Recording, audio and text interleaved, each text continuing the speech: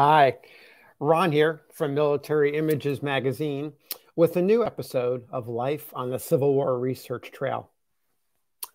You know, I'll often say that military images are more than guys with guns. Why do I say this? Because war impacts a generation. Think about it. You're being affected right now in some way by the war in Ukraine. Same is true during the Civil War. And I want to share an image with you that illustrates the point. I added this collection recently, added this image to my collection recently, and I absolutely love it. So let me describe to you what we're seeing. There is a young girl. She's sitting in a chair. The chair is a decorative chair with a fabric backing, ornate wood, fairly typical to what you might see in one of the nicer photo galleries in a big city. In fact, on the back of the image is the photographer's imprint. Powelson is the name of the photographer in Rochester, New York. Rochester is a booming town during the Civil War. And though we don't know whether or not she is from Rochester because she's not identified, we do know that she sat for the photographer there. So whether she was a resident, whether she was visiting family from out of town, this we don't know. But we can say she was in Rochester during the war period. She's sitting slightly forward, and you can see her apron is coming over the top of her dress. And this pose is not exactly unusual for someone during the war, but the reason she's sitting forward, she's hunched slightly over a newspaper. If you look closely, you can see the columns of text on the newspaper. You can't read the headlines or any of the text, but you can see that there are words on the newspaper. You can also see pretty plainly that she has a fairly large pair of glasses on. This is uncommon to see children, in fact, to see anyone wearing glasses during the war in portraits. But here she is wearing the glasses. And I believe that she's wearing them because she wants us to understand that she's reading the newspaper and clearly has some eye issues. Normally, I would imagine if she was posing for a standard portrait, she might have taken the glasses off. They may not even be visible here. So, to repeat, she's hunched over in her chair, hunkered down over the newspaper. She has her glasses on.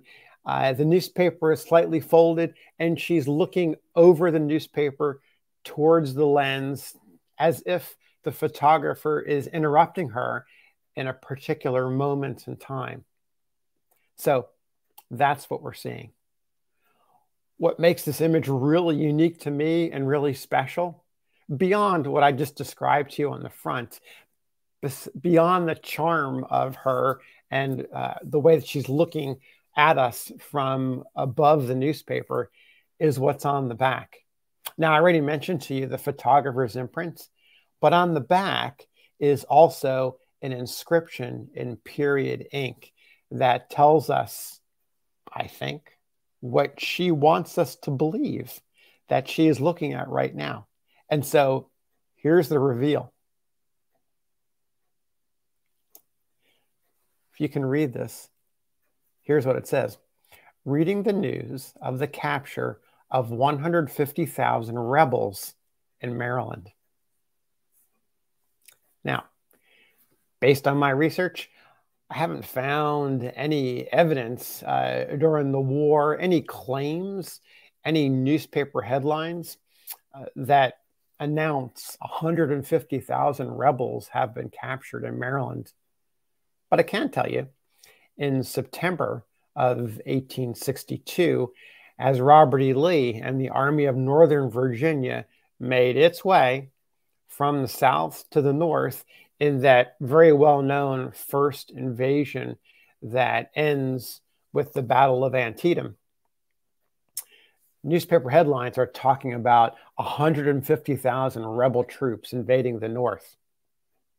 And so I can't help but think Is the person who made this ink inscription thinking ahead, wishing somehow that those 150,000 rebels, Robert E. Lee's army entering first Northern Virginia and then moving into Maryland? Is there some wishful thinking? Was this girl having a moment of wishful thinking or believing that the rebels would be captured in total by the Union Army at some point while they're in Maryland? Does this date the image to before Antietam, during those heady days when there was a lot of uncomfortableness within the northern population and jubilation in the southern population?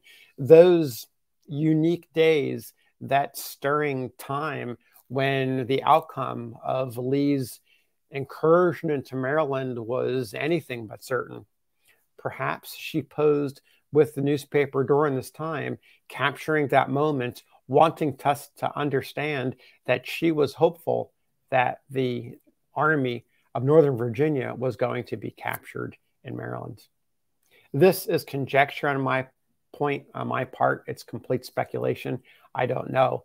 But her image and the inscription on the back, if you put them together, it does suggest a hopefulness on her part that the war was going to end soon. What we also don't know is, who is her father? Who is her brother? Who is her uncles? Who is her mother? Were the men in her family participants in the war? Was she hoping that the war was going to end so that her family could return safely?